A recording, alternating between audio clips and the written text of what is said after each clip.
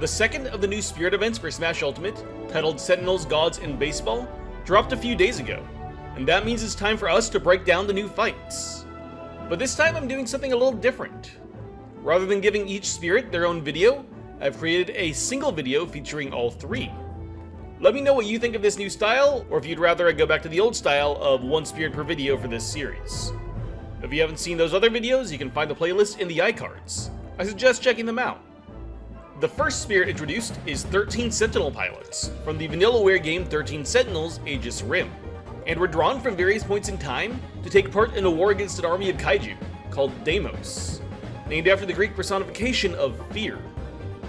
Each of the game's 13 protagonists are pilots for a mech, called Sentinels, hence the game's title. The Spirit Battle represents all 13 of these protagonists. Also, I'm going to give a massive thanks to Smash Wiki for their breakdown of this Spirit Battle, since honestly, I know very little about this game, though I've heard good things. I have added a little extra from my own research, but this script really would have been impossible in such a short amount of time without that source. The stage is four-side, which is simply meant to represent a large city, as most of the battles in 13 Sentinels are fought in cities per kaiju genre tradition. The fight is a timed stamina battle, with each Rob having 45 health, possibly referencing 1945, the year that the earliest Sentinel pilots came from. The timed element brings to mind the main gameplay of 13 Sentinels, where the various mechs need to defend a computer terminal from the Deimos for a certain period of time. The music comes from the Japanese exclusive DS game, Super Control Mecha MG, which is another game where you play as a mecha pilot. The Sentinels are represented by 13 Robs, the same as almost all other giant robot spirits. It's simply a fact of life that Rob represents all robots. Sorry, buddy. It's true. The Robs come in groups, with each set being based on a different era that the protagonists come from. The first three represent the Generation 1 Sentinels and their pilots from the year 1945. These Sentinels are the most basic, and are best at melee combat. As such, they deal the most damage by barreling right into you with their impact run ability. As the first three are defeated, more Robs show up to take their place.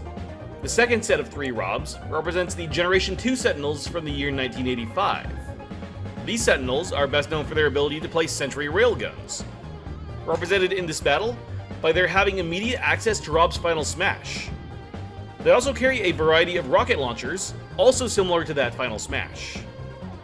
The next three are based on the third generation Sentinels from the near future of 2025. These Sentinels are best known for their long-range weaponry, hence their use of super scopes. The fourth generation Sentinels are capable of flight, and provide air support to the mostly ground-focused generations 1 through 3 Sentinels. Because of this, the last four Robs have rocket belts, so they too can fly majestically through the air. As this battle is meant to reference the various combat missions of 13 Sentinels, it would only make sense for our fighter to represent one of the various Deimos from that game. I could suggest a few options for this. Rob to represent the Gladiator, Olimar for the RPF, and King K. Rool for the G-Molar are the first thoughts that come to mind. If you have suggestions for the other 8 Deimos types, feel free to mention those in the comments. Obviously, if they have dark-colored costumes, I suggest using them to look closer to the kaiju they're representing. Spirits that provide a super mushroom could also help aid in that comparison. Upon completion of this battle, the Spirit increases the weight of the fighter holding it, as the Sentinels are insanely huge mechas. The second Spirit comes from the sports game WBSC eBaseball Power Pros. It is a part of the long-running Power Pros baseball series created by Konami and currently sponsored by the World Baseball Softball Confederation. This is not a series I even knew existed before this, but just for fun I wound up buying the most recent release on Switch just to check it out. The Spirit represents 3 popular characters from throughout the series. Aoi Hayakawa, the league's first female player from Power Pro 7, Mamoru Ikari, the player character's main rival from Power Pro's Heroes, and Pro-Kun, the series mascot and main character. The Spirit battle takes place at Pokemon Stadium 2 since it's, well, a stadium, much like where baseball games would be played. The music comes directly from the NES baseball game. In this fight, the blonde Aoi is represented by Toon Link, who is both blonde and of the same proportions as the other 2 fighters. Maybe he was also kept in mind because of these giant sticks he steals during Wind Waker? jury's still out. Mamoru is represented by the mean-mugging villager. I imagine Villager's ability to catch items out of the air was also an important inspiration, since it would make him an excellent catcher. Power Pro-Kun's role is taken by Ness, the only fighter in Smash Ultimate to come with a baseball bat as a weapon. Ness is actually shown to be a big baseball fan in his home game, so I'm sure he'd be happy with this representation.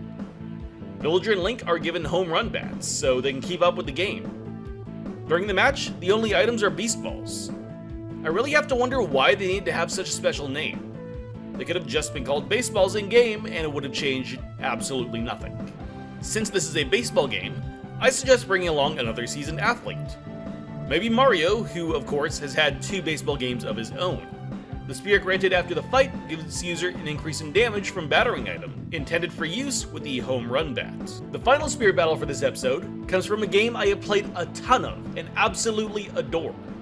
Hades from Supergiant Games.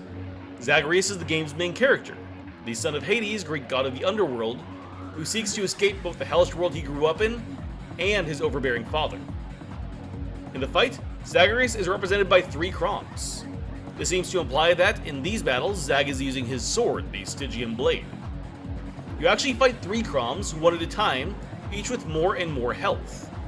This references how Hades is a roguelike game, and how, every time Zagreus is killed, he can come back and use his spoils to become even stronger.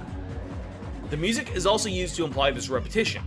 It's Brain Cleaner from F-Zero GX, which is played when watching replays of previous races. Chrom also gets random uses of his final smash. I'm not entirely sure why this is, but my guess is just to focus on Chrom's sword, as the spirit's ability grants increased damage from sword attacks. The fight takes place in Dracula's castle, which is not only a veritable fortress filled with mythological monsters, but also owned by and named after another immortal, overbearing father with an excellent beard. Since Hades is also Zagreus' last obstacle to escaping the underworld, it also makes sense that our fighter should represent him. In this case, I think we should go with fellow King of Darkness and ruler of the underworld, Ganondorf. There are even some Zelda games where Ganondorf uses a trident, a weapon much more similar to Hades' weapon of choice, the Gagero's Spear. Good luck, son. Maybe next time will be the time you finally beat me. And that's it for this 3-part Spirit Board video. Thankfully, these episodes are usually fairly short, so putting 3 into 1 isn't a huge issue. If you like this format, then let me know and maybe we'll do it again. And with that, I'll let you go. Thank you for watching, and I'll see you in the next episode of Spirit Board.